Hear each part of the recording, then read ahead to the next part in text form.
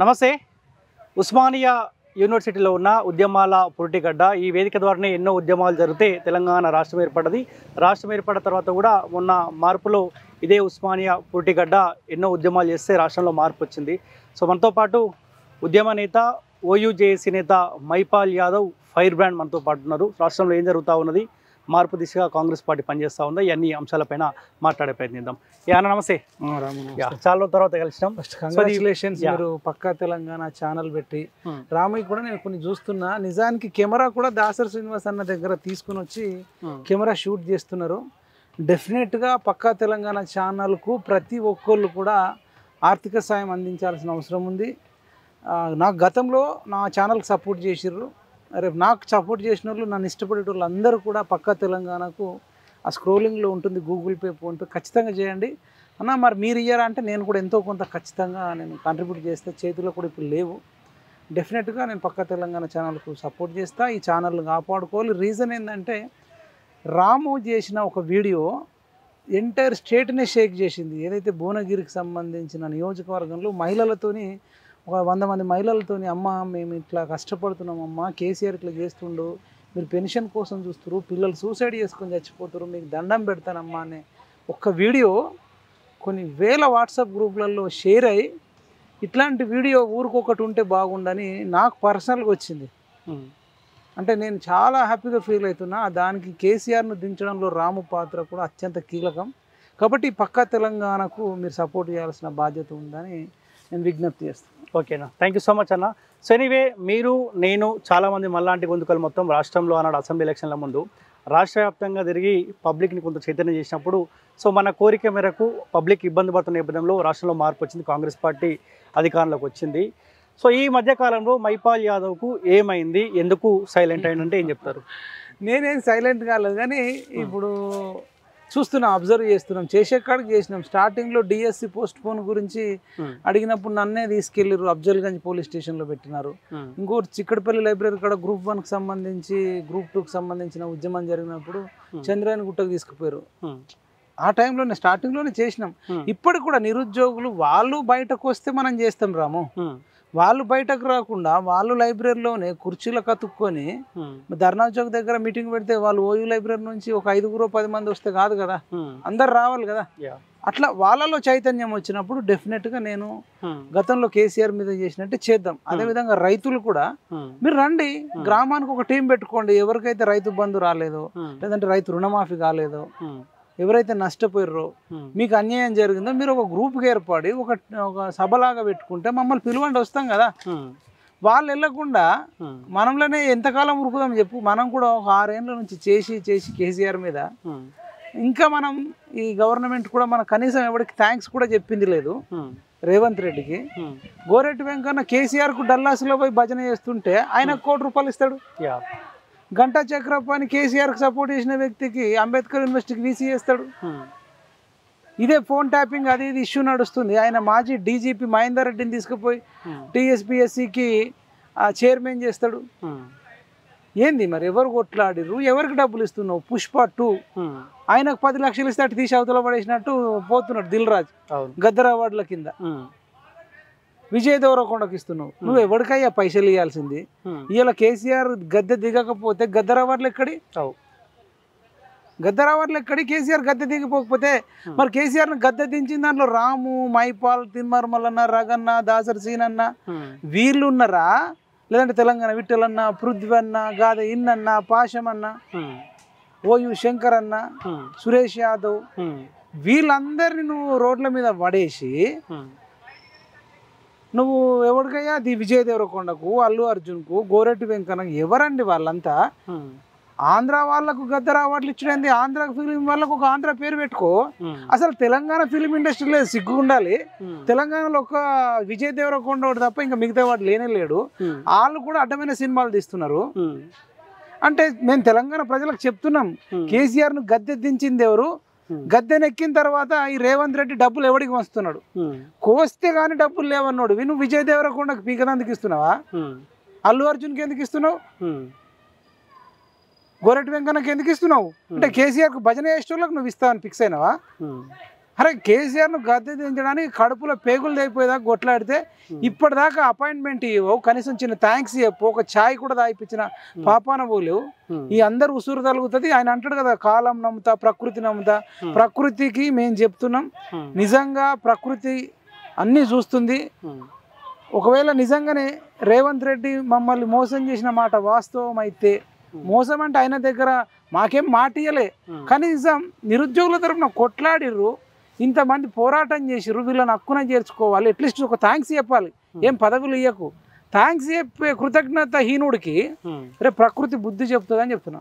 Okay, నేనేమంటున్నా, assembly ఎలక్షన్ల కంటే ముందు మీతో పాటు డప్పును పెట్టుకొని రాష్ట్ర వ్యాప్తంగా మొత్తం తిరిగిరు, మార్పు రావాలి లేకపోతే ఎవడు బతకడన్న మాట చెప్పారు. ఇప్పుడు ఒక నిరుద్యోగ సమస్యనే కాదు, చాలా సమస్యలు కనిపిస్తూ ఉన్నాయి. ఈ 18 నెలల కాలంలో చాలామంది పబ్లిక్ ఇబ్బంది పడుతున్నారు, లేకపోతే కాంగ్రెస్ పార్టీ ఇచ్చిన 6 గ్యారెంటీల విషయంలో, లేకపోతే ఇతర సమస్యల పట్ల చాలామంది ఇబ్బంది పడుతూ ఉన్నారు. ఎందుకు మైపాల్ యాదవ్ ఏ తరహాలు అయితే రాష్ట్ర వ్యాప్తంగా తిరిగిండో ఇప్పుడు తిరిగే ప్రయత్నం ఎందుకు చేయట్లేదు? చేద్దాం, మళ్ళీ ఎలక్షన్ సీజన్ వచ్చినప్పుడు ఖచ్చితంగా చేద్దాం. ఒకటి, ఇప్పుడు మీరు పక్క తెలంగాణ ఎంత స్ట్రగుల్ అవుతుందో, పిఎంఆర్ టీవీ ఛానల్ కూడా ఇప్పుడు మనం ఎవరి కోసం కొట్లాడతాం, వాళ్ళు మనకు స్పాన్సర్ చేస్తే తిరుగుతాం. ఇప్పుడు ఒక ఆసిఫాబాద్లో సమస్య ఉంది అనుకో, అక్కడికి పోయి రావాలంటే కార్ కిరాయం 20,000 కావాలి. మరి ఆ 20,000 ఎడికెళ్ళి తీసుకొస్తావు? కెమెరామ్యాన్కి ఇవ్వాలి, ఎడిటర్కి ఇవ్వాలి, అక్కడ షెల్టర్ ఇవ్వాలి. మరి ప్రజలు మనకు సపోర్ట్ చేస్తే డెఫినెట్గా రాష్ట్రం అంతా తిరుగుదాం. వాళ్ళు సపోర్ట్ చేయనప్పుడు మనం అయిన కాడికి చేస్తాం. అప్పుడు ఎలక్షన్ ముందు కేసీఆర్ మీద వ్యతిరేకంగా చాలా మంది సాయం చేసిర్రు, సపోర్ట్ చేసిర్రు పిఎంఆర్ టీవీకి. కాబట్టి వాళ్ళు ఇచ్చిన డబ్బులతోనే మనం తిరగగలిగినాం, లేకపోతే అప్పుడు కూడా అంత తిరగడానికి ఉండకపో. కాబట్టి ఇప్పుడు కనుక రైతులే కానీ, నిరుద్యోగులే కానీ, ఎవరైతే బాధితులు కానీ మీకు వీలైనంత కాడికి మనకు సపోర్ట్ చేస్తే మనం డెఫినెట్గా చేద్దాం. ఓకే, ఇప్పుడు ఈ మధ్య కాలంలో రాజగోపాల్ రెడ్డికి మంత్రి పదవి ఇవ్వాలి అని చెప్పి చాలా మందిని ఇంటర్వ్యూ చేస్తూ ఉన్నారు. ఈ మధ్య కాలంలో ఇంకా బీసీ ఉద్యమం కనిపిస్తూ ఉంది, బీసీ ముఖ్యమంత్రి కావాలి లేకపోతే బీసీ రాజ్యాధికారం కావాలని చెప్పి చాలా మంది కొట్లాడుతూ ఉన్నారు. ఇటువంటి నేపథ్యంలో ఒక బీసీ బిడ్డగా, ఒక యాదవ్ బిడ్డగా ఉన్న మీరు రాజగోపాల్ రెడ్డికి మంత్రి పదవి ఇవ్వాలనడం ఎంతవరకు కరెక్ట్ అని మీరు అనుకుంటా ఉన్నారు? సరే, నేను రాజగోపాల్ రెడ్డి అన్న కోసం మాట్లాడే ముందు, ఇప్పుడు బీసీ మీరు అంటున్నారు, నేను కూడా బీసీ రాజ్యాధికారం రావాలని నాకు ఉంది. కానీ బీసీలలో ఈ నాయకుడు అని ముక్త కంఠంతో అందరు చెప్తున్న ఒక పేరు చెప్పండి. ఒక బీసీ వాళ్ళు మీటింగ్ పెట్టుకుంటే ఇంకొకళ్ళని పిలువరు, ఇంకొకళ్ళు పెట్టుకుంటే ఇంకొకళ్ళని పిలువరు. నేను వీళ్ళందరినీ చూసిన, వీళ్ళు ఎవరికి ₹1 సాయం చేయరు. ఇప్పుడు నువ్వు బీసీ రాము, నీకు చాలా కమిటెడ్, నువ్వు బీసీ పట్ల, బీసీ నినాదం పట్ల, బీసీ స్లోగన్ పట్ల. ఇంతమంది బీసీ నాయకులు ఉన్నారు, ఇన్ని సభలు పెట్టుకుంటున్నారు, పెద్ద పెద్ద హోటళ్లలో పెట్టుకుంటున్నారు, పెద్ద పెద్ద ఫంక్షన్ హాల్లలో పెట్టుకుంటున్నారు, ఆడిటోరియంలలో పెట్టుకుంటున్నారు. మరి పక్క తెలంగాణ నడిపేది బీసీ అయినప్పుడు ఆ కెమెరామ్యాన్ కూడా బీసీ శ్రీకాంత్. మరి మీరు ఆల్రెడీ సఫర్ అవుతున్న విషయం కూడా వీడియో రూపంలో పెట్టినప్పుడు ఒక్క బీసీ అన్న మీకు ఫోన్ చేసి, నాయకుడు ఏమన్నా కెమెరా కావన్నా, ల్యాప్టాప్ కావన్నా, సిస్టమ్ కావన్నా, మైకులు కావన్నా, లైటింగ్ కావన్నా, తిరగడానికి ఏమన్నా కారు పెట్టాలన్నా ఒక్కడన్నా చెప్పిండా? నిన్న సమాధానం చెప్తే దానికి చెప్తా. సో నేనేమంటా ఉన్నా, సరే ఏ రాజగోపాల్ రెడ్డికి మంత్రి పదవి కావాలని చెప్తా, కానీ నేను అడిగిన ప్రశ్నకు ఆన్సర్ చెప్తా. మనకి ఇప్పటివరకు ఎవరు కూడా కాల్ చేయలేదు. అంశం కాదు రాము, ఇది సీరియస్ అంశం. ఇప్పుడు యుద్ధానికి సోల్జర్గా నువ్వు పోతావు, నీకు AK-47 ఇస్తే ఆ సోల్జరు అని ఏదన్నా అన్ని వెపన్స్ ఇచ్చి ఆ సెక్యూరిటీ ఇస్తే, ప్రొటెక్షన్ ఇస్తే నువ్వు పాకిస్తాన్ ఓడుతున్న టెర్రరిస్టులతో మన ఆపరేషన్ సింధూర్ చేసిర్రు. జవాన్లు వాళ్ళ సొంత డబ్బులు తీసుకుపోయి చేసిర్రా, లేకపోతే మన అందరం సపోర్ట్ చేస్తేనే చేసిర్రా? సపోర్ట్ సిస్టమ్ ఉండాలని వద్దా? నేను అనేది ఏంటంటే, ఫస్ట్ ఆఫ్ ఆల్ వీళ్ళలో మానవత్వం అనేది ఫస్ట్ బీసీ నాయకులలో పెంపొందించుకోమని. ఎవరన్నా దమ్ముంటే ఈ ఇంటర్వ్యూ చూసిన తర్వాత ఒక బీసీ నాయకుడిని ఫస్ట్ ఒక కెమెరా కొనియమని, ఇంకొకళ్ళని మైకులు కొనియమని, ఇంకొకళ్ళని లైటింగ్ కొనియమని. అప్పుడు వచ్చి నువ్వు బీసీ స్లోగన్ గురించి నాకు మాట్లాడు, నేను అది మాట్లాడతా. ఇప్పుడు రాజగోపాల్ రెడ్డికి మించిన నాయకుడు బీసీలో లేరు అని మీరు అనుకుంటారా? ఓపెన్ గా లేరు. మంత్రి పదవిలో ప్రజెంట్ బీసీలలోనే కాదు, ఎస్సీలలో లేరు, ఎస్టీలలో లేరు, ఓసీలలో లేరు, రెడ్లలో కూడా లేరు. రెడ్లలో కూడా లేరంటున్న రాజగోపాల్ రెడ్డిని మించిన రెడ్డి. ఇప్పుడున్న రెడ్ల మంత్రులు ఉన్నారు కదా, ఈ రెడ్డి మంత్రులలో కూడా నేను గమనించి చెప్తున్నా. అంటే నాకు ఎవరైనా బహిరంగంగా చర్చకు వచ్చినా నేను ఓపెన్. ఇప్పుడు పక్క తెలంగాణ ద్వారా నేను సవాల్ విసురుతున్నా. ఏమని? రాజగోపాల్ రెడ్డిని మించిన నాయకుడు, లేదంటే ఒక ఎమ్మెల్యే, ఇప్పుడు ఉన్న దాంట్లో ఒక మంత్రి, ఎవరైనా ఉంటే నేను బహిరంగ చర్చకు సిద్ధము. ఒకవేళ మీరు ఆయన ఏదైనా తప్పు చేసి ఉండి ఏదైనా కబ్జాలు పెట్టినా, రౌడీజం చేసినా, బెదిరించినా, ఎవరిదైనా దోసుకొని తిన్నా నాకు చెప్తే నేను రేపటి నుంచే ఆయన ప్రచారం చేయడం బంద్ చేస్తా. ఓకే. సో రాజగోపాల్ రెడ్డి 100% వ్యక్తిగతంగా మంచోడు. ఎందుకంటే మా ఉమ్మడి జిల్లాకు సంబంధించిన వ్యక్తే మాకు ఎంపీగా పనిచేసినాడు, ఇప్పుడు ఎమ్మెల్యేగా మునుగోడు నుంచి కొనసాగుతున్నాడు. కాబట్టి ఆల్రెడీ వాళ్ళ కుటుంబం నుంచి వాళ్ళ అన్న కోమటిరెడ్డి వెంకరెడ్డి మంత్రిగా కొనసాగుతుంది కదా. ఒకే కుటుంబంలో 2 మంత్రి పదవులు ఎట్లా ఇస్తారు అన్న ప్రశ్న వచ్చినప్పుడు ఏం సమాధానం చెప్తారు? అదే చెప్తున్నా. ఇప్పుడు రాము ఆయన బీజేపీలో ఉండే, ఆయన అమిత్ షాకు క్లోజ్, నరేంద్ర మోడీ క్లోజ్. ఆయనకు కాంగ్రెస్లోకి రావాలని లేదు. వీళ్ళే కాంగ్రెస్ నాయకులు ఆయన ఇంటికి వెళ్ళారు. ఇంటికి వెళ్ళి నీకు కావాలంటే ఒకటి PCCకి సంబంధించి మహేష్ కుమార్ గౌడ్ది ఇది అయిపోయినాక నీకు వీడియో పంపిస్తా. ఆయన చెప్పింది చెప్తున్నా. మేము ఆల్రెడీ కమిట్మెంట్ ఇచ్చినాం రాజగోపాల్ రెడ్డికి, మేము మాట ఇచ్చినాం చెయ్యాలి. ఇంకో 3 మంత్రి పదవులు ఉన్నాయి, మేము మాట్లాడుతున్నాం, మేము అందరం కలిసి ఆయన ఇంటికి వెళ్ళినామని చెప్పారు. నేను అనేది ఏంటంటే కోమటిరెడ్డి వెంకటరెడ్డి వాళ్ళిద్దరు బ్రదర్స్ అనేది ఇప్పుడు తెలిసిందా 18 నెలల తర్వాత? మరి బీజేపీలో నుంచి కాంగ్రెస్లోకి జాయిన్ చేసుకునే రోజు వాళ్ళిద్దరు బ్రదర్స్ అని తెలియదా అని నేను క్వశ్చన్ అడుగుతున్నా. అది రేవంత్ రెడ్డిని కావచ్చు, మీనాక్షి నటరాజన్ కావచ్చు, PCC మహేష్ కుమార్ గౌడ్ని కావచ్చు, లేదంటే రాజగోపాల్ రెడ్డి మంత్రి పదవిని వ్యతిరేకిస్తున్న వాళ్ళందరికీ అడుగుతున్నా.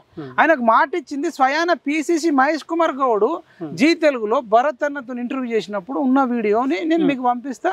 మీరు పక్క తెలంగాణలో టెలికాస్ట్ చేయండి, మహేష్ కుమార్ గౌడ్ని అడగండి మీరు మాట ఇచ్చిరా లేదా. మాట ఇచ్చినప్పుడు అడగాలని వద్దారాము? డెఫినెట్ మీరు చెప్పండి. ఇప్పుడు నేను ఏమంటున్నా, అవసరాల కోసము హామీలు కామన్గా పబ్లిక్ ఇస్తా ఉంటారు, రాజకీయ నాయకులు కూడా అదే తరహాలో హామీలు ఇస్తూ ఉంటారు కదా. సాధ్యం కాదు కదా. ఇప్పుడు సాధ్యం అవుతుందా కాదా, వాళ్ళు ఇస్తారా ఇయ్యరా అనేది నాకు సంబంధం లేదు రాము. ఇప్పుడు మన నిరుద్యోగులకు 2 లక్షల ఉద్యోగాలు ఇస్తారంటే కొన్ని ఇచ్చిర్రు, కొన్ని ఇచ్చిన తర్వాత మిగతాయి కూడా ఇయ్యని ఇందిరా పార్క్ దగ్గర ధర్నా చేస్తున్నామో చేస్తలేమో. 6 గ్యారంటీలు అన్నప్పుడు రైతు భరోసా రాకపోతే మనకి ఎన్ని ఫోన్ కాల్స్ చేస్తారు రైతులు? ఇస్తలేరని చెప్పి రైతులు వదిలేస్తున్నారా? పెన్షన్ కూడా పెంచుతలేడు అని చెప్పి వాళ్ళు అడగట్లేదా? రైతు రుణమాఫీ కావట్లేదు అడగట్లేదా? వాళ్ళు ఇచ్చిండ్రు కాబట్టి మనం అడుగుతున్నాం. నంబర్ 1 పోనీ అంతటితో అయిపోయింది. ఎంపీ ఎలక్షన్లు వచ్చినాయి, మీది భువనగిరి నియోజకవర్గం వస్తుంది. చామల కిరణ్ కుమార్ రెడ్డి గురించి నేను తుంగతుర్తి నియోజకవర్గం పోతే కాంగ్రెస్లో తుంగతుర్తిలో మండల్ యూత్ ప్రెసిడెంట్ అనుకుంటా అబ్బాయి, ఆయన చామల కిరణ్ కుమార్ రెడ్డి ఎవరో మాకు తెలియదన్నా అని చెప్పి బహిరంగంగా చెప్తే అది వైరల్ అయింది. అది వైరల్ అయిన తర్వాత అబ్బాయిని పిలిచి బెదిరించి మళ్ళీ ఆయన నాకు ఫోన్ చేసి అన్న వీడియో డిలీట్ చేయను నన్ను బెదిరిస్తారు అని చెప్పిండు. అట్లాంటి చామల కిరణ్ కుమార్ రెడ్డిని గెలిపిస్తే నీకు మంత్రి పదవి ఇస్తాం అని చెప్పారు. అదంటే వాళ్ళ వైఫ్కు ఆయన భువనగిరి మీద మాజీ ఎంపీ కాబట్టి వాళ్ళ సతీమానికి ఇప్పించుకుందామని చూసుకున్నాడు. వీళ్ళు ఏం చెప్పారు అంటే అయితే ఎంపీ అన్న టికెట్ అడుగు, లేదంటే మంత్రి అన్న అడుగు. మంత్రి కావాలనుకుంటే ఎంపీ టికెట్ నువ్వు మేము ఇయ్యం, చామల కిరణ్ కుమార్ రెడ్డిని గెలిపించుకోవాలి, మళ్ళీ ఆయన గెలిస్తేనే ఇస్తాం, గెలిపించుకోవాలని ఈ కండిషన్ పెడితే ఆయన సొంత డబ్బులు పెట్టుకొని మొత్తం తిరిగి గెలిపించిన తర్వాత మొన్న 3 పేర్లు పంపితే 3 పేర్లలో ఈయన పేరు లేదు, అసలు యాక్చువల్ 4 పంపిరట. ఓకే, ఈ 3గురితో పాటు రాజగోపాల్ రెడ్డి అన్నది ఉంది.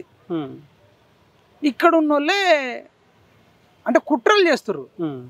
ఇప్పుడు బీసీ సంఘం ఉన్నది, ఎస్సీ సంఘం ఉంది, ఎస్టీ సంఘాలు ఉన్నాయి. మరి మంచోళ్ళ సంఘం ఒకటి ఉండొద్దా? మంచోళ్ళు ఒకడు మంత్రి పదవిలో ఉండకూడదా? నాకు చెప్పండి. ఇప్పుడు మీరు ఈ మంత్రి పేరు చెప్పి ఈయన కంటే ఎక్కువ కష్టపడాడని అని చెప్తే, ఇంకొకటి ఒక కుటుంబంలో 2 వద్దన్నారు రాము. ఒక కుటుంబంలో 2 వద్దన్నదానికి అంటే మాట ఇచ్చిర్రు ఒకటి, ఇంకొకటి ఒక కుటుంబంలో 2 ఉండొద్దు అన్నప్పుడు ఒక కుటుంబంలో 4 ఉండొచ్చా? ఉండొచ్చా?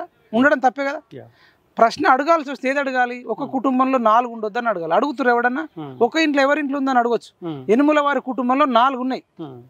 ఒకటి విద్యాశాఖ మంత్రి, హోంశాఖ మంత్రి, మున్సిపల్ శాఖ మంత్రి, ముఖ్యమంత్రి, మొన్నటిదాకా బొగ్గు కార్మికుల శాఖ మంత్రి, మత్స్యకారులకు సంబంధించి, బీసీకి సంబంధించి, ఇప్పుడు మన వివేకాన్నకి ఇచ్చిన బొగ్గు గన్లది కావచ్చు, లక్ష్మణ్ అన్నకి ఇచ్చిన అది తను ఎస్సీలకు సంబంధించిన అది కావచ్చు, తర్వాత శ్రీహర్ అన్నకి ఇచ్చింది అది కావచ్చు. ఈ 3, ఈ 4, 7 పదవులు ఒక్క ఇంట్లో ఉండొచ్చా? 18 నెలల నుంచి ఎవడన్నా ప్రశ్నిస్తుండా? మరి రేవంత్ రెడ్డి కాదా? రేవంత్ రెడ్డి కుటుంబం కాదా? నేను అనేది ఏంటంటే ఫస్ట్ రేవంత్ రెడ్డిని అడగాలి. ఈ బీసీ సమాజం అంతా కూడా రేవంత్ రెడ్డిని అడగాలి. అప్పుడు రాజగోపాల్ రెడ్డి దగ్గర రావాలి. ఇప్పుడు బయట ప్రచారం ఏం జరుగుతుందంటే రాజగోపాల్ రెడ్డి దగ్గర మైపాల్ యాదవ్ పైసలు తీసుకుండు కాబట్టి రాజగోపాల్ రెడ్డి కథనాలు వరుసగా ఇంటర్వ్యూల త్రూలో రాజగోపాల్ రెడ్డికి మంత్రి పదవి ఇవ్వాలని చెప్పి వీళ్ళతో మాట్లాడిస్తున్న చర్చ బలంగా జరుగుతుంది. నేను అనేది ఏంటంటే రాము, డబ్బులు ఆయన నాకు ఇచ్చిండా ఇయ్యలేడా అది క్వశ్చన్ కాదు. మైపాల్ యాదవ్ డబ్బులు ఇస్తే చేస్తాడు అనుకుంటే ఇంకా చాలా మంది నాకు డబ్బులు ఇస్తాను అంటారు. నేను అందరినీ యాక్సెప్ట్ చేసే టైప్ కాదు, డబ్బుల కోసం చేసే మనిషిని కాదు. నేను మాట్లాడే దాంట్లో సత్యం ఉందా, ధర్మం ఉందా, న్యాయం ఉందా లేదా, బహిరంగ చర్చకు సిద్ధం అంటే సిద్ధం. మాట్లాడి ఇప్పుడు నువ్వు మాట్లాడుతావు, మన జూబ్లీ హిల్స్కి పోయినావు రాము, పోయి బీఆర్ఎస్ వాళ్ళు పొట్టు తిట్టిరు. అట్లా అని చెప్పి నీకు బీఆర్ఎస్ పార్టీ కేటీఆర్ డబ్బులు పంపించినట్ట నువ్వు తిట్టమని చెప్పలే కదా. ఇప్పుడు మీరు దిలీప్ కుమార్ సార్ తోటి నేను ఇంటర్వ్యూ చేసిన, దిలీప్ కుమార్ సార్కు నేను చెప్తే చేసిండా మాట్లాడిండా, ఆయన సొంతంగా మాట్లాడిండో మీరు క్రాస్ చెక్ చేసుకోండి. దిలీప్ కుమార్ సార్ రాజగోపాల్ రెడ్డి గారి గురించి మీరు వీడియో చేసిర్రు, ఇంటర్వ్యూ చేసిర్రు, చెప్పిర్రు అంటే అది నిజమా అబద్ధమా, మైపాల్ ఏమన్నా చెప్పించిండా, మీరే సొంతంగా చెప్పిర్రు అని అడగచ్చు.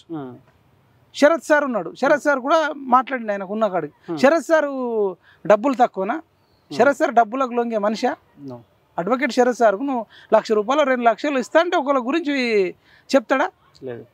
మరి దిలీప్ సార్ కూడా ఏ క్యారెక్టర్ మీకు తెలుసు, మీరు అడగవచ్చు. ప్రొఫెసర్ గాలి వినోద్ కుమార్ సారు 50,000 1,00,000 రూపాయలు ఇస్తే పాజిటివ్ చెప్తాడా? ఓయు శంకర్ అన్న ఆయన ఆకలితోనే ఉంటాడు కానీ ఆత్మగౌరవం చంపుకోడు, ఎవరికి పడితే వాళ్ళకు ఈయన అదే అని చెప్తాడా? కన్నపోయిన రాజయ్య ఆయన కేసీఆర్ ఫ్రెండ్, మీరు కూడా ఇంటర్వ్యూలు చేసారు, ఆయన క్యారెక్టర్ మీకు తెలుసు. రాజన్నకు నేను చెప్పి అన్న మన ఇద్దరం డబ్బులు పంచుకుందాం అంటే ఆయన చేసే రకమా? ఇప్పుడు నేను ఎవరిని ఇంటర్వ్యూ చేసినా సంజయ్ రెడ్డి అక్కని చేసిన, మదర్ ఫౌండేషన్ నుంచి చేసింది. ఆమెనే 34,000 మంది కుట్టు మిషన్లు వంచింది, 3 లక్షల మందికి ట్రైనింగ్ ఇచ్చింది. నేను చెప్పి 10,000 20,000 ఇస్తే చేసే రకాల. విష్ణు కిషోర్ అన్న మ్యూజిక్ డైరెక్టర్, రాజుగా ఒరి రాజుగా ఎత్తుకోర తెలంగాణ జెండా అని వాడిండు. అట్లాంటి ఆ పాటలో చేసిన ఒక 6,000 మ్యూజిక్ డైరెక్టర్ చేసిన వ్యక్తి అన్న నువ్వు ఈయన గురించి చెప్పంటే చెప్తారా? డల్లాస్ రాగానే ఒక ఇంటర్వ్యూ ఇచ్చిండు, ఆయన అక్కడనే లక్షలు సంపాదిస్తాడు, కోటీశ్వరుడు. వీళ్ళందరికీ ఏం అవసరం రాము చెప్పడానికి? మీరు అడగండి, క్రాస్ చెక్ చేయమంటున్నాను, నేను తప్పేముంది అలా. ఇప్పుడు నేనేమంటున్నా, ఒక బీసీకి మంత్రి పదవి మూమెంట్ మీరు బలంగా తీసుకెళ్తే, ఒకవేళ మీరు కొట్లాడ వల్ల ఒక బీసీకి మంత్రి పదవి వచ్చింది అనుకో, కొంత బీసీల గురించి ఆలోచించే అవకాశం ఉంటుంది. అరే బీసీ కొట్లాడడం వల్ల నాకు మంత్రి పదవి వచ్చిందని చెప్పి ఆ మంత్రి బీసీల గురించి ఆలోచించే అవకాశం ఉంటుంది. ఏంటంటే ఇప్పుడు ఆల్రెడీ ఇప్పుడు 3 బీసీలు ఉన్నారు అనుకుంటా. కొండా సురేఖ అక్క ఉంది, పొన్నం ప్రభాకర్ అన్న ఉన్నాడు, తర్వాత ఇప్పుడు శ్రీహర్ అన్నకి ఇచ్చిండు. వీళ్ళు ఎక్కడన్నా బీసీల కోసం ఎంత ఫైట్ చేసారు చెప్పు నాకు రాము. ఇప్పుడు 3కి వచ్చినాయి కదా. ఈ బీసీల కోసము రాము వెళ్తుండా, మైపాల్ వెళ్తుండా, దాసరి సీనన్ వెళ్తుండా, తిన్మార్ మల్లన్న రగన్ వెళ్తుండా, వీళ్ళు మంత్రులైన వాళ్ళు వెళ్తురా నాకు చెప్పు. నాకు ఎక్కడ ఒక బీసీ మీటింగ్ పెట్టి బీసీలకు అన్యాయం జరిగిందని, ఇప్పుడు బీసీ 42% రిజర్వేషన్ ఇవ్వడానికి ఇంత టైం పడుతుంది, సర్పంచ్ ఎలక్షన్లు పెట్టడానికి ఇంత టైం పడుతుంది. వీళ్ళు మరి వీళ్ళు ఎక్కడ కొట్లాడి, వీళ్ళు బీసీల కోసం వీళ్ళు 3 మంత్రులైన వాళ్ళు ఎక్కడ కొట్లాడారు? చర్చ ఏంటంటే, ఒక రాజగోపాల్ రెడ్డికి మంత్రి పదవి కావాలని చెప్పి ఒక రెడ్డి ఆయన మా రెడ్డికి ఇవ్వాలని కొట్లాడితే బాగుంటుంది అలా ఆయన. కానీ బీసీ అయి ఉండి రెడ్డికి ఇవ్వమని అడిగితే అరే మన బీసీ అణచివేస్తున్న చర్చ జరుగుతుంది. అదే అంటున్నా రాము, ఒక రాజగోపాల్ రెడ్డి అనే దాటికి వచ్చిన సరికి బీసీ స్లోగన్ వస్తుంది. నేను అదేంటంటే జూపల్లి కృష్ణారావుకి ఇచ్చారు, వాళ్ళు వెలమ 0.2, మరి 0.2 ఉన్న వాళ్ళకి మంత్రి పదవి ఇచ్చిర్రు, మరి మున్నూరు కాపులకు ఎందుకు ఇయ్యారు? ఒక్కోళ్ళు కూడా లేరు అని అది ఎందుకన్నా ప్రశ్న అడుగుతలేరు అంటున్నా. అది అడగొద్దా? అది ఎవరైనా అడుగుతురా? జూపాల్ 0.2 ఉంది, ఆయన మీద అనేక ఆరోపణలు ఉన్నాయి. మరి ఆయన ప్లేస్లో ఒక బీసీకి అడగొచ్చు కదా. వీళ్ళు నన్ను ఎవరైతే కౌంటర్ చేస్తారో రండి నేను వస్తా. రేపు ఒక రాజగోపాల్ రెడ్డి ఇష్యూ వచ్చినప్పుడే బీసీ వస్తుంది, అది జూపాల్కి ఎందుకు వర్తించదు అంటున్నా ఒకటి. తర్వాత రేవంత్ రెడ్డి దగ్గర 4 మంత్రి పదవులు ఉన్నాయి, ఆయన రెడ్డి, దీంట్లోకి వెళ్ళి ఒక 3 తీసి బీసీలకు అడగొచ్చు కదా. ఇక్కడ ఎందుకు బీసీ స్లోగన్ అడగట్లేదు? ఉత్తమ్ కుమార్ రెడ్డి 2018లో కేసీఆర్ కు మొత్తం తాకట్టు పెట్టిండు, ఓడిపోయేటోళ్ళకి టికెట్ ఇచ్చిండు. అట్లాంటి ఉత్తమ్ కుమార్ రెడ్డి విషయంలో బీసీ స్లోగన్ ఎందుకు తీసుకొస్తలేరు? ఇప్పుడు పొంగులేటి శ్రీనివాస్ రెడ్డి మీద కూడా అనేక అవినీతి ఆరోపణలు వస్తున్నాయి. ఎక్కడికక్కడ మీరు అన్ని కథనాలు వింటున్నారు. రంజిత్ రెడ్డి అనే కోళ్ల ఫారం సంబంధించి అయినానో, లేకపోతే ఇంకా డిఫరెంట్ ప్రైవేట్ కంపెనీలను, వాసవి అనో, ఇదనో అదనో, ఆయన రెవెన్యూ శాఖ మంత్రిగా అవినీతిని ఏం కంట్రోల్ చేయలేకపోతున్నాడు. ఒక రకంగా ఆయన కూడా అవినీతిలో భాగమైంది అంటున్నారు. వీళ్ళందరి విషయంలో ఎందుకు బీసీలు వాళ్ళని తీసేసి బీసీలను పెట్టాలని ఒక ఉద్యమం ఎందుకు నడవట్లేదు? ఒక రాజగోపాల్ రెడ్డి విషయంలోనే ఎందుకు వస్తుంది? తుమ్మల నాగేశ్వరరావు ఆయన ఆల్రెడీ ఆయన కమ్మ, అలా ఒక 2% పాపులేషన్ ఉంటుంది. మరి ఆయన విషయంలో కనీసం మరి ఈయనకి ఎందుకు ఇచ్చిర్రు? అలా ఆయన టీడీపీ ఉంటే టీడీపీలో మంత్రి ఉంటాడు, బీఆర్ఎస్ ఉంటే బీఆర్ఎస్లో మంత్రి ఉంటాడు, మళ్ళీ కాంగ్రెస్ ఉంటే కాంగ్రెస్లో మంత్రి ఉంటాడు. మరి వీళ్ళు ఎవ్వరికి లేనిది ఒక రాజగోపాల్ రెడ్డి గారికే ఎందుకు బీసీ స్లోగన్ పెడుతురు అనేది నా క్వశ్చన్ రాము. నేనేమంటున్నా, రాజగోపాల్ రెడ్డి మంత్రి పదవి పైన ఏ తరహాలో అయితే మీరు ఫోకస్ పెడుతుండ్రో ఇతర సమస్యల పైన కూడా ఇదే తరహాలో ఫోకస్ పెడితే ఏదైనా సమస్యకు పరిష్కారం దొరికే అవకాశం ఉంటుంది కదా. నేను అదే అంటున్నాను. ఇప్పుడు రాజగోపాల్ రెడ్డి గారికి ఫర్ ఎగ్జాంపుల్ విద్యాశాఖ వచ్చింది అనుకున్నాం. ఇప్పుడు నిరుద్యోగులు మాకు 2 లక్షల ఉద్యోగాలు కావాలి, ఇప్పుడు 50,000 సంథింగ్ ఇచ్చిర్రు, ఇంకో 1,50,000 కావాలని ధర్నా చేస్తారు. ఇప్పుడు మనం బ్యాంకుకి వెళ్ళి ఒక SBI బ్యాంక్కి వెళ్ళినావు, లోన్ పెట్టుకోవాలి, మేనేజర్ లేడు అనుకో, మేనేజర్ లేకపోతే నీకు లోన్ శాంక్షన్ అవుతుందా? నీకు అన్నీ ఉన్నాయి, మేనేజర్ లేకుండా అవుతుంది రాము? కాదు కదా. అదే విద్యాశాఖ మంత్రి వచ్చిండు అనుకో, విద్యాశాఖ మంత్రి వస్తే ఈ 1,50,000 ఇవ్వాలని చెప్పి విద్యాశాఖ మంత్రి మీద మనం అడగొచ్చు. రాజగోపాల్ రెడ్డి గారు అయితే జాబులు అమ్ముకోడైనా, పేపర్ లీకులు చేయడు, ఎవడన్నా చేద్దామన్నా సహించడు, రేణుక ప్రవీణ్ గతంలో చేసినట్టు ఉండవు. కాబట్టి ఒక నిజాయితీ పరుడు విద్యాశాఖ మంత్రి అయితే నిరుద్యోగులకు మంచి జరుగుతుంది కదా. ఓకే, నువ్వు ధర్నా చౌక్ దగ్గర ఎన్ని ధర్నాలు చేసినా, ఎన్ని వీడియోలు మాట్లాడినా, విద్యాశాఖ మంత్రి లేకుండా నీకు నిరుద్యోగులకు ఇప్పుడు ఉద్యోగాలు కావాలంటే సీఎం టైం ఇచ్చే ఛాన్స్ ఉందా? సీఎం టైం ఇయ్యాడు. ఓకే, అట్లా ఒక హోంశాఖ అయింది అనుకో, శాంతి భద్రతలు కాపాడుతాడు కదా. ఇప్పుడు ఎక్కడికక్కడ హత్యలు, రేపులు, మర్డర్లు, కిడ్నాప్లు, బెల్ట్ షాపులు, ఆయన నియోజకవర్గంలో మునుగోడులో మొత్తం బెల్ట్ షాపులు లేకుండా ఆయననే బీర్ సీసాలు వాళ్ళకి కొట్టిండు. చెప్పు నాకు 119 ఎమ్మెల్యేల్లో వాళ్ళ నియోజకవర్గంలో బెల్ట్ షాపులు బంద్ చేయించి బీర్ల సీసాలు బగలగొట్టి స్త్రీలు, వాళ్ళు SC ST BC స్త్రీలకు సంబంధించి, ఓసీలకు సంబంధించి కూడా వాళ్ళ పుస్తకాలు తేగకుండా కాపాడిన 119 మంది ఎమ్మెల్యేలలో ఈ క్యారెక్టర్ ఉందని చెప్తే నేను ఇక్కడ నుంచి ప్రచారం చేయడం బంద్ చేస్తారాము. నేను ఎందుకు ఆయనకు ఎక్కువ ఫోకస్ చేస్తున్నా అంటే, ఆయన మునుగోడులో రాజీనామా చేయడం వల్ల ఆయన ఏమో ఒక నినాదం చేసిండు, సిద్దిపేట, గజ్వేల్, సిరిసిల్లలో చేసినట్టు మా మునుగోడుకి ఎందుకు చేయవు, లేదంటే మిగతా అన్ని నియోజకవర్గాలకు ఎందుకు చేయవు కేసీఆర్ అని చెప్పి రాజీనామా చేసి పోతే, అంటే ఆయన డబ్బులు ఇస్తలేడు ఎన్నిసార్లు అడిగినా కేసీఆర్ అప్పుడున్నప్పుడు. ఈయన రాజీనామా చేసి అక్కడ తంగడిపల్లి ఉంటుంది, చౌటుప్పల్ నుంచి సంస్థానారాయణపూర్ దగ్గర రోడ్డు కోట్ల రూపాయల ప్రాజెక్ట్ అయిపోయింది. గట్టుప్పల్ అనేది మండలం కావాలని ఎప్పటి నుంచో ధర్నాలు, రాస్తారోకలు, టవర్లు ఎక్కడం, చచ్చిపోతున్నాడని చెయ్యింది. ఈయన ఒక్క రాజీనామాతో గట్టుప్పల్ మండలం అయిపోయింది. చండూరు రెవెన్యూ డివిజన్ అయిపోయింది. గొల్ల కుర్మలకు డబ్బులు వేస్తా అని అదొక అది చేసిండు. తర్వాత ఆధార్ కార్డు అన్నాడు, ఆధార్ కార్డు వచ్చింది, రేషన్ కార్డు రేషన్ కార్డు వచ్చింది. మొత్తం అసెంబ్లీ మొత్తం మునుగోడులోనే 100 మంది ఎమ్మెల్యేలు వేరు, మంత్రులు వేరు, గ్రామానికి ఒక ఎమ్మెల్యే ఉన్నాడు. మునుగోడు మొత్తం దావత్ ఇచ్చేటట్టు చేసిండు మునుగోడు ప్రజలకు. ఒకటి అప్పుడు కేసీఆర్ నిజ స్వరూపం బయటపడ్డది. ఇప్పుడు మనం ఎంత కష్టపడ్డామో, రాము, మైపాల్, శ్రీకాంత్, మన అందరి కష్టం ఎంత ఉందో, ఆయన రాజీనామా వల్ల అన్ని యూట్యూబ్ ఛానళ్ళు, మీడియా, పత్రికలు, ప్రపంచం అంతా అక్కడ ఫోకస్ చేయడం వల్ల కేసీఆర్ అనేటోడు ఎంత దుర్మార్గాలకు పాల్పడతాడు, అవతల డబ్బుని ఎట్లా ఆపుతాడు, ఈయన డబ్బులు ఎట్లా వంచుతాడు, మద్యం ఎట్లా వంచుతాడు, ఎమ్మెల్యేలను ఎట్లా దించుతాడు, మంత్రులను ఎట్లా దించుతాడు, ఎట్లా అబద్ధాలు ఆడతాడు అనేది ప్రపంచానికి ఎక్స్పోజ్ కాలేదా?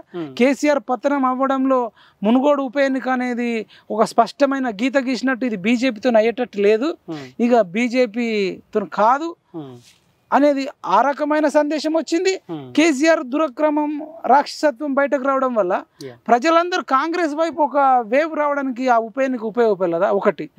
తర్వాత ఆయన అట్లనే బీజేపీలో ఉండేటోని తీసుకొచ్చి వీళ్ళు మాటిచ్చి మేము మంత్రి పదవి చేస్తాం, నువ్వు నకరేకల్లో ప్రచారం చేయాలి, తుంగతుర్తిలో చేయాలి, ఆలేరులో చేయాలి, భువనగిరిలో చేయాలి, మునుగోడులో చేయాలి, నల్గొండలో చేయాలని ఒక 6-7 నియోజకవర్గాల మీద ఎఫెక్ట్ చూపించి ఒక 6-7 నియోజకవర్గాలు గెలవడంలో ఒక కీలక పాత్ర వహించిన ఒక్క ఎమ్మెల్యే పేరు, ఒక్క మంత్రి పేరు నాకు చెప్పరాము, నాకు చెప్పు. రేవంత్ రెడ్డి ఎవరు అవునన్నా కాదన్నా పార్టీలకు అతీతంగా కోమటిరెడ్డి బ్రదర్స్కి 100% ఉమ్మడి నల్గొండ జిల్లాలో మంచి పేరు ఉంది, వాళ్ళకి సపోర్ట్ ఉంటుంది. వాళ్ళ వల్లనే ఉమ్మడి నల్గొండ జిల్లాలో ఇతర రాజకీయ నాయకులంతా కొంత రాజకీయ లబ్ధి పొందుతారు, ఎవరు కాదనట్లేదు. సరే, ఈ అంశం ఇట్లా ఉంటే రాష్ట్రంలో ఫోన్ ట్యాపింగ్, ఫార్ములా ఈ కార్ రేసు, కాళేశ్వరం విచారణ ఇవన్నీ జరుగుతూ ఉన్నాయి. ఏ ఒక్కటి అన్నా ముంగడబడతట్టు అనిపిస్తూ ఉందా? అదే క్లియర్గా కనబడుతుంది అబ్బా. ఇప్పుడు మనం ఎమ్మెల్యే ఎలక్షన్స్ ముందు, అసెంబ్లీ ఎలక్షన్ ముందు బీజేపీ బీఆర్ఎస్ ఒకటే అనేది ఒక బాగా బలంగా వెళ్ళింది. వాళ్ళు ఒకటా కాదా మనకు తెలియదు, కానీ మొత్తానికి కవితను అరెస్ట్ చేయకపోవడం వల్ల బీజేపీకి గట్టి దెబ్బ తగిలింది. జస్ట్ 8 సీట్లకే పరిమితమయ్యారు. ఇప్పుడు కూడా ఈ కేటీఆర్ ఫ్యామిలీని రేవంత్ రెడ్డి కనుక అరెస్ట్ చేయకుండా దాగుడు మూతలు ఆడుకొని వీళ్ళు కొట్టినట్టు చేసి వాళ్ళు ఏడిచినట్టు చేసి వీడు అరిచినట్టు చేస్తే ప్రజలు గమనిస్తారు. నిజానికి వాళ్ళు అవినీతి చేసిన మాట వాస్తవము, ఫోన్ ట్యాపింగ్ చేసిన మాట వాస్తవము, నాలంటోని కిడ్నాప్ చేసిర్రు, నీళ్ళంటోని బెదిరించిర్రు, దాసరి సినన్నను కూడా కొట్టించిర్రు, మల్లన్నను హింసించిర్రు, రగనను కిడ్నాప్ చేసిర్రు. వాళ్ళు ఫోన్ ట్యాపింగ్ ద్వారానే మనం అనువనువు వెతుక్కుంటూ మనల్ని వెంబడించిర్రు. ఇప్పుడు కనుక వాళ్ళని అరెస్ట్ చేయకపోతే అంటే ప్రాపర్ ఎవిడెన్స్ పెట్టి ఇగో ఈ కారణం చేత వీళ్ళని అరెస్టులు కనుక చేయకపోతే దాగుడు మూతలు ఆడితే వచ్చే ఎన్నికల్లో కాంగ్రెస్ బీఆర్ఎస్ రెండు ఒకటే అనేది వెళ్ళిపోయి అది బీజేపీకి రేపు ఎవరైనా కొత్తగా బీసీ పార్టీ పెడితే బీసీ పార్టీకి వాళ్ళకి వెళ్ళిపోయే ఛాన్స్ ఉంటుంది క్లియర్ గా. అసలు వాడు కేటీఆర్ గానీ ఇంకా రెచ్చిపోతున్నాడు. ఇంకా హరీష్ రావు కూడా అసలు ఎంత శుద్ధపూస మాటలు, అసలు ఇంత పతివ్రత ఉంటాడా అనేటట్టు హరీష్ రావు. రేవంత్ రెడ్డి గతంలో కూడా డోర్లు పగలగొట్టి మరి ఆ డ్రోన్ ఎగ్రేషన్ చెప్పి ఆ కేసులో అరెస్ట్ చేసి 14 రోజులు జైల్లో పెట్టిండు. కానీ రేవంత్ రెడ్డి వాళ్ళ ఇంట్లో వాళ్ళ భార్యను లేకపోతే వాళ్ళ కూతురు లేకపోతే వాళ్ళ అల్లుడు అడుగుతారు కదా, అరే ఆనాడు మన తలుపులు వాళ్ళ కొట్టి అరెస్ట్ చేశారు, వాళ్ళు దొంగలని ఓపెన్ గా ప్రజలు అంటా ఉన్నారు, ఎవిడెన్స్లు ఉన్నాయి తీసుకుని లోపడే వచ్చాను, అట్లీస్ట్ ఆ కుటుంబ సభ్యులను అడుగుతారు కదా రేవంత్ రెడ్డి. అంటే ఓపెన్ గా కేటీఆర్ నువ్వు మొగోడివి అయితే దమ్ముంటే అరెస్ట్ చేయని రెడీగా ఉన్నా అంటుడు. అంటే రేవంత్ రెడ్డికి ఎక్కడ కూడా ఇబ్బందికర పరిస్థితులు అనిపిస్తలేదా? అంటే ఏం చెప్తారు? అదే ఇప్పుడు అది ఆలోచించుకోవాలి రేవంత్ రెడ్డి పని అయిపోతుంది ఇక. ఇప్పుడు ఆ కేటీఆర్ అంత మస్తికి వచ్చి అరే నీకు దమ్ము ఉంటే అరెస్ట్ చేయంటే నీకు దమ్ము, అరెస్ట్ చేయకపోతే దమ్ము లేదన్నట్టే కదా. అంతే కదా. కాబట్టి కేటీఆర్ అరెస్ట్ అవడో లేకపోతే రేవంత్ రెడ్డి ఖతమవడో రాజకీయంగా ఇది జరగబోతుంది.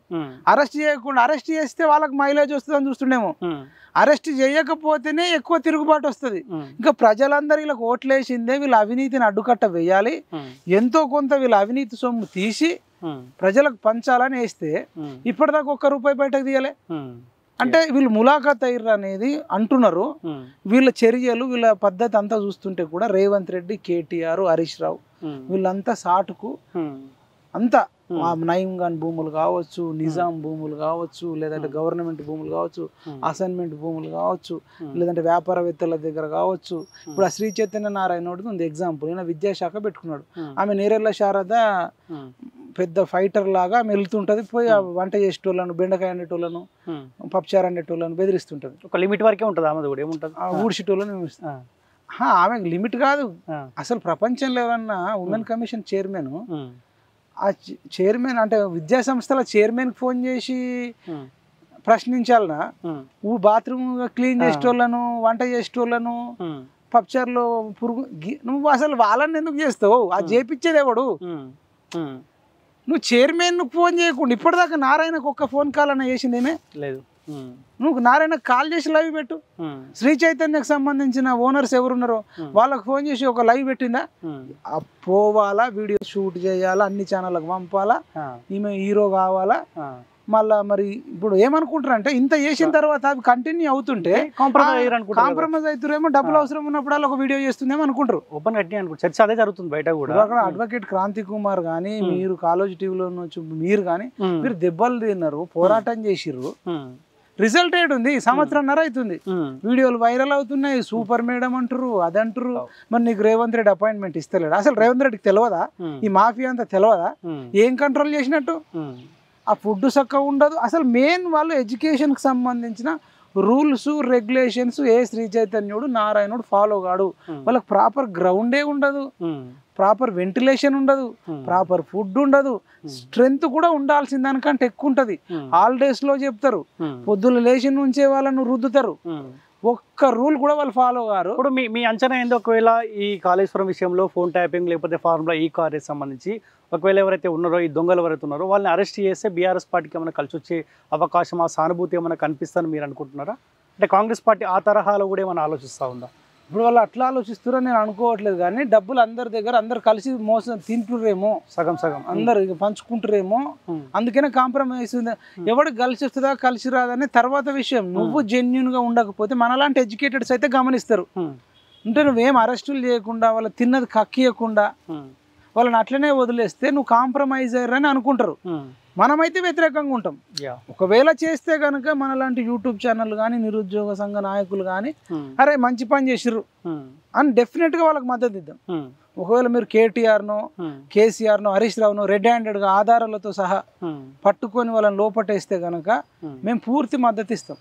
లేకపోతే పూర్తి వ్యతిరేకంగా ప్రతి ఎడ్యుకేటెడ్కు వీళ్ళంతా కుమ్మక్కయ్యరు అని మనం బట్టలు ఇప్పే ప్రయత్నం చేయాలి. ఓకే, కవిత దుకాణం ఏంది కొత్తగా తెరపైకి వస్తూ ఉంది, అందరినీ కలుస్తూ ఉంది, ప్రెస్ మీట్లు పెడతా ఉన్నది, ఇంట్లో గొడవ అవుతున్నట్టు యాక్టింగ్ చేస్తూ ఉంది, బయటకు వచ్చి కేసీఆర్ అంటా ఉంది, దయ్యాలంటా ఉంది.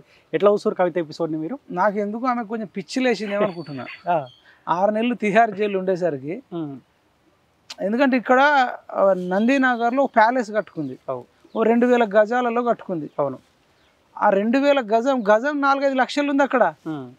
అంటే కొన్ని 100 కోట్ల ల్యాండు 100 కోట్ల పెట్టి ఇరాన్ నుంచి, లేదంటే ఇటలీ నుంచి, అమెరికా నుంచి, యూకే నుంచి, డిఫరెంట్ ఏరియా నుంచి ఫర్నిచరు, లైటింగు, ఇట్లా అనేకం తెప్పించుకొని తీహార్ జైల్లో మొత్తం ఖైదీల మధ్యలో ఉండి ఒక సెల్లులో ఉండి ఆ పప్చార్తోని ఆ చిప్పకూడు తినడం వల్ల మైండ్ మొత్తం దుబ్బింది. ఇక్కడ ఉంటే మంచిగా పొద్దున్న లేచి నుంచి డ్రై ఫ్రూట్స్, మంచి తలకాయ, బోటి, నచ్చిన కుందేలు కూర, ఏది కావాలనుకుంటా తిన్న పానమే కమ్మగా తిన్నది.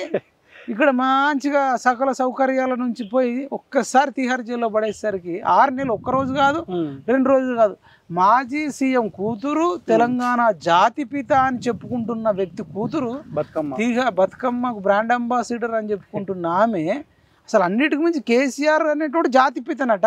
మరి జాతిపిత కూతురు లిక్కర్ స్కామ్లో 6 నెలలు అంటే, లిక్కర్ స్కామ్ అంటే అందరికి తాగిపియాలా అనేది ఆమె.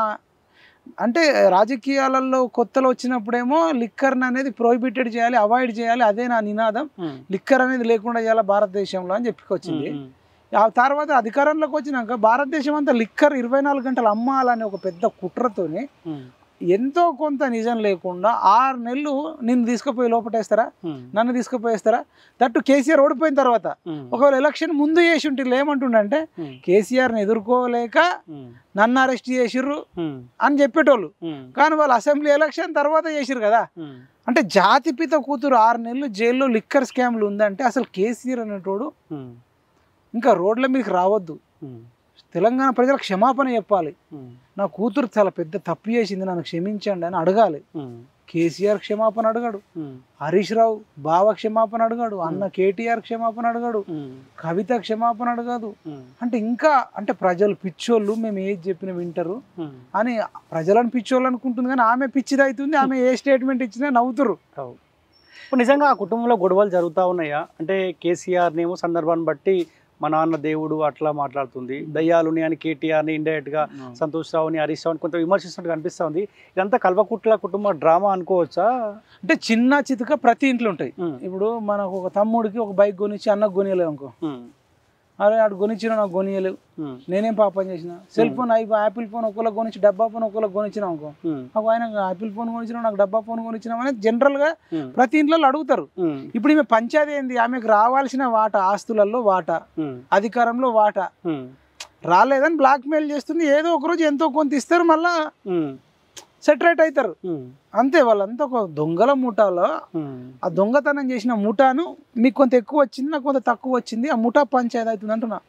ముఠా అంటే ఇప్పుడు కల్వకుట్ల కుటుంబాన్ని నమ్మే పరిస్థితి లేదు కాబట్టి కన్న కూతుర్నే బయటికి పంపించి అదే కుటుంబం పైన విమర్శలు చేపిస్తే ఓ వర్గం కవిత వైపు వస్తుంది కదా అన్న ఆలోచనకు వచ్చి ఉంటుందా? అట్లా కూడా ఏమంటే ఇప్పుడు వాళ్ళు ఏమనుకుంటారు, అన్ని రకాలుగా ఎన్ని ఆలోచనలు చేయాలో అన్ని ఆలోచనలు చేస్తారు. ఇప్పుడు కవిత తిరిగి కొంచెం అటు ఇటు చేసి కొంత టీం బేస్ చేసుకొని లాస్ట్ ఎలక్షన్లో మేము పొత్తు పెట్టుకుంటున్నాం, మేమంతా ఒకటే అని చెప్పి ఒక వేవ్ క్రియేట్ చేయాలని వాళ్ళ ఆలోచనలు వాళ్ళకు ఉంటాయి. కానీ తెలంగాణ ప్రజలు వాళ్ళకంటే తెలివైన వాళ్ళు. అంత అధికారం ఉన్నప్పుడే ఫోన్ ట్యాపింగ్లు చేసి అధికారం దగ్గర పెట్టుకొని 100 కోట్లు వంచి అందరిని బెదిరించి పోలీసు వాళ్ళని బలగాలని అంత పెట్టుకున్నా మొన్న కేవలం 39 సీట్లు వచ్చినాయి. ఇప్పుడు అధికారం లేదు, ఆయన మాట ఎవడు వినేటట్టు లేడు, ఆయన అసలు రానే రాడు. అసలు రాజకీయాలకు పనికిరాడండి. కేసీఆర్ అనేటోడు రాజకీయాలకు పనికిరాడు, అసలు రానే రాడు. ఓకే, ప్రతిపక్ష నాయకుడు అనేటోడు పబ్లిక్లో తిరగాలి. కానీ ఇంకా దొరను, నేను రాజును, ఫామ్ హౌస్లో నేను మంచి మంచి ముక్కలు ఏరుకొని నాటుకోడి ముక్కలు, మంచిగా కుందేలు కూర, ఉడుము కూర, మేకపోతు పొట్టేలు గొర్రెపోతు పొట్టేలు ఫ్రై చేసుకొని ఆ మెదడును తినుకుంటూ ఆ ఫారెన్ది ఆ లిక్కర్ బ్రాండు జాన్సన్ మరి అది ఏందో బ్రాండు రాయల్ స్టాగా మరి రాయల్ ఎన్ఫీల్డా రాయల్ ఎన్ఫీల్డ్ బండేమో రాయల్ ఛాలెంజ్ తాగుతాడా లేకపోతే సారా తెప్పించుకుంటాడా గుడుంబా తెప్పించుకుంటాడా తెలియదు కానీ ఏమో సుఖపడుతుండు ఈ తెలంగాణలో ఈ ఉమ్మడి ఆంధ్రప్రదేశ్లోనే కాకుండా భారతదేశంలోనే కాకుండా ప్రపంచంలోనే అత్యంత ఎక్కువగా సుఖపడే వ్యక్తి ఎవరన్నా ఉన్నారంటే అది కేసీఆర్. గింత సుఖమా? కుంభకర్ణుడు అన్న 6 నెలలు తిని 6 నెలలు లేచినోడు. ఇది కుంభకర్ణుడు కాదు, ఇది కుంభ కేసీఆర్. కుంభ కేసీఆర్ సంవత్సరం అంతా తాగుడే, సంవత్సరం అంతా తినుడే. అసలు ఏ మాత్రం బాధ నొప్పి అయ్యో తెలంగాణ ప్రజలకు ఎవరికైనా బాధ వచ్చిందంటే మనకు బాధ అవుతుంది. వరదలు వచ్చినా బయటకు రాడు, పొలాలు కొట్టుకపోయినా రాడు, రైతులు చచ్చిపోయినా రాడు, నిరుద్యోగులు చచ్చిపోయినా రాడు. అంటే ఒక మనిషి నీ రాయి గుండె నీ గుండె రాయిరా అంటారు, రాయి లాంటిదిరా నీ గుండె అంటారు. అది కేసీఆర్ కరెక్ట్ అవుతుంది. అసలు కేసీఆర్ గుండె బండ, గుండె అది గుండె కాదు బండ రాయి. అసలు మనది లబ్డబ్ లబ్డబ్ అంటే నేను కమ్మగా తినాలి తాగాలని అంటది ఆయన గుండె. అసలు ఆయన గింత ఇంకా మొన్న స్టేట్మెంట్ వరంగల్లో నా గుండె బాధపడుతుంది, నాకు నిద్ర పడతలేదు, నా పానం పోతుందట. నీకు నిజంగా పానం పోయేటోడు అయితే ఇక్కడ ధర్నా చౌకుల పిల్లలు ధర్నా చేస్తే రావు, ఎవడన్నా చిన్న కష్టాలలో ఉంటే హాస్టల్లో పిల్లలు చనిపోతే రావు. అసలు ఆయన ఎక్కడికి వస్తాడన్నా? అంటే చలనమే లేని వ్యక్తిని సీఎం చేస్తున్నారంటే మనం ఒక రాయి దొరికితే ఒక చెట్టు కాడ పెట్టి పూజ చేసి దేవుణ్ణి చేస్తాం. అట్లా కేసీఆర్ను బలవంతంగా దేవుణ్ణి చేస్తున్నారు తప్ప బలవంతంగా జాతిపిత చేస్తుండు. ఒక సపరేట్ విమానం కొనుక్కున్నాడు, 300 ఎకరాల ఫామ్ హౌస్ కట్టుకున్నాడు. అంటే ఏమీ లేనోడు రాజగోపాల్ రెడ్డి లాంటి వ్యక్తి అప్పట్లోనే నమస్తే తెలంగాణ పత్రిక పెట్టడానికి డబ్బులు లేకపోతే 3 కోట్లు చందా ఇచ్చిండట. అంటే దీని అర్థం ఏంది? కేసీఆర్ దగ్గర డబ్బులు లేవు కాబట్టి రాజగోపాల్ రెడ్డి వాళ్ళ ఇంటికాడ గంటలు నిలబడి అన్న డబ్బులు అంటే అడిగితే బతిలాడితే రాజగోపాల్ రెడ్డి గారు 3 కోట్లు ఇచ్చారట. అది దిలీప్ కుమార్ సార్ చెప్పిండు. దిలీప్ కుమార్ సార్ కేసీఆర్ చెప్పిండట. అంటే నేను ఇది ఎందుకు చెప్తున్నట్టే కేసీఆర్ దగ్గర అసలు డబ్బులే లేవు. అంటే ఏమీ డబ్బులు లేనోడు భాషా సినిమాలో ఆయనటి 10-15 ఏళ్లలో బూర్జ్ ఖలీఫాలో ప్రపంచంలో కుబేర్లు కొంటారు రాము అక్కడ ఫ్లాటు. నీకు నాకు కొనలేము. 100 కోట్ల పైన ఖర్చు పెడితే అందులో ఉంటుంది, అందులో అన్ని ఫెసిలిటీస్ ఉంటాయి, అందులో అన్ని సెక్యూరిటీ ఉంటుంది, సేఫ్టీ ఉంటుంది. ప్రపంచ కుబేర్లు కొనే దాంట్లో కవిత కొన్నది అక్కడ కేసీఆర్ బొమ్మేసిందంటే ఈడ కవిత కొండాపూర్ దగ్గర ర్యాంబో హాస్పిటల్ దగ్గర బ్యూటీ పార్లర్ పెట్టుకుందట. బ్యూటీ పార్లర్ పెట్టుకుని ఐబ్రోస్ వేసి పౌడర్ ముఖంకు పెట్టి వాళ్ళకు కొంచెం కటింగ్ చేస్తే బుర్జ్ ఖలీఫాలు ఇల్లు వస్తుంది. మరి అట్లా చెప్తే మనం అంటే 100 కోట్లు పెట్టి విమానం కొన్నాడు, 300 కోట్లు పెట్టి ఫామ్ హౌస్, వీడు జన్వాడ ఫామ్ హౌస్ ఆ కొడుకు హరీష్ రావుకు ఎక్కడ పడితే అక్కడ భూములు కోట్లు. అసలు ఆయనకు రబ్బర్ చెప్పులతో వచ్చిండంటారు. అంటే ఇట్లాంటోడు ఎట్లా జాతిపిత అవుతాడు? మనకు సిగ్గుండాలా.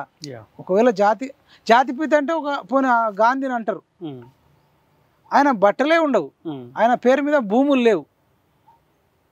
అంటే ఆయనను వ్యతిరేకిస్తులు ఉన్నప్పటికీ కూడా ఈయన ఇన్నిగానో సకల సౌకర్యాలు అనుభవిస్తూ ఈయన ఎట్లా అవుతాడండి? కొండ లక్ష్మణ్ బాబుజీ మంత్రి పదవికి రాజీనామా చేసిండు, జలదృశ్యంలో ఈయన పార్టీ ఆఫీస్ పెట్టుకుంటేనే డబ్బులు ఇచ్చిండు, తెలంగాణ ఉద్యమాన్ని తొలి దశలో ఉరుతలుగించిండు. జీవితమైన ఆస్తులను నమ్ముకున్నాడు అవుతాడా? లేకపోతే ఆస్తులు కూడగొట్టుకున్నాడు జాతిపిత అవుతాడా? ఇది ఎక్కడిదో ఒక 100 ఛానళ్ళని పెట్టుకొని డింగా అని చేస్తున్నారు. ఈ రాక్షసులను ఎదుర్కోవాలంటే మనకు ఎలక్షన్ ముందైంది కానీ ఇప్పుడు ఎదుర్కోవడం కష్టమవుతుంది. ఓకే, ఇప్పుడు అన్న జూబ్లీ హిల్స్ ఉప ఎన్నిక రాబోతా ఉంది. సో నాకు తెలిసి ఇంకొక 2-3 నెలల్లో నోటిఫికేషన్ వస్తుందని నేను అనుకుంటా ఉన్నాను. ఇప్పుడు అసెంబ్లీ ఎలక్షన్లో మార్పులో భాగంగా చాలామంది పబ్లిక్ తోటి సంబంధం లేని వాళ్ళు కూడా ఎంపీలు అయినారు. మీరు అసెంబ్లీ ఎలక్షన్ తర్వాత నాతోటే షేర్ చేసుకున్నారు, రాము మనం కూడా ఎక్కడో ఒక దగ్గర పోటీ చేస్తే బాగుంటుండే, కొంత పైసలు లేక పోటీ చేయాలన్నమాట మీరు నాతో చెప్పినారు. జూబ్లీ హిల్స్ ఉప ఎన్నికల్లో మైపాల్ యాదవ్ పోటీ చేయబోతా ఉండా? నేను చేయను, నా వల్ల కాదు. అది నామినేషన్ వేసి ఒక 20 మందితో నామినేషన్ పత్రాలు వేయించాలంటే వాళ్ళకి మంచికో 10,000 ఖర్చు పెడితే తప్ప వాళ్ళు ఇల్లు ట్యాక్స్ నల్ల బిల్లు అన్నీ తీసుకొచ్చి వాళ్ళే మనం కట్టమంటారు. ఇప్పుడు మన అవసరానికి పోయి ఇప్పుడు నామినేషన్ వేయాలంటే 10 మందిది పెట్టాలి అంటే ఆ 10 మందిది నేను నల్ల బిల్లు కట్టాలి, ఇల్లు ట్యాక్స్ కట్టాలి, కరెంట్ బిల్లు కట్టాలి, క్లియరెన్స్ ఉండాలి, అన్ని వాళ్ళకి క్లియరెన్స్ ఉండాలి, నాది క్లియరెన్స్ ఉండాలి. తర్వాత వాళ్ళకి మంచిగా అన్ని కొత్త బట్టలు కొనిచ్చి బొట్టు పెట్టి పూజ చేసి మళ్ళీ రాత్రి ఒక వేటను కోస్తే తప్ప వాళ్ళు చేయరు. వీళ్ళందరికీ అవన్నీ ఏం చేయాలంటే ఒక కారు పెట్టి పెట్రోల్తో తిప్పాలి అన్న ఒక లాడ్జ్ తీసుకొని ఒక 100 మందికి మనం తిండి పెడితే 50 లక్షలు అవుతాయి పెట్రోల్కు ఫుడ్కు వాటర్. అసలు అది గెలవము చెయ్యము. అక్కడ అంతా రాజకీయం అంతా కూడా ఆ రోజు ఎలక్షన్ ముందు వీళ్ళు ఎట్లా చేస్తారో ఈ ప్రధాన పార్టీల మధ్యనే పోటీ ఉంటుంది తప్ప మనలాంటి ఇండిపెండెంట్ క్యాండిడేట్లకు అసలు ఛాన్సే ఉండదు. కావాలంటే ఏదైనా ఊర్లలో కొంత ఆలోచిస్తారేమో కానీ ఇక్కడ ఆలోచించారు. గతంలో పోటీ చేసిన వాళ్ళు అందరూ కూడా బెంగపడ్డ వాళ్ళే ఉంటారు. మనకు ఇప్పుడైతే నాకు షోక్ అయితే లేదు, దాని మీద ఎక్కువ మోజు లేదు. ఎందుకంటే ఇంత రాక్షసులు దీన్ని అంతా మనం ప్రక్షాళన చేయాలి, ఇదంతా ఆషామాషి కాదు. మీరు బీసీస్లో కూడా అంటారు కానీ రాము, బీసీలలో కూడా దుర్మార్గులు ఉన్నారు రాము. అంటే నేను అనేది ఏంటంటే సొసైటీకి నిజాయితీ పరులు కావాలి, కులం కన్నా గుణం ముఖ్యం.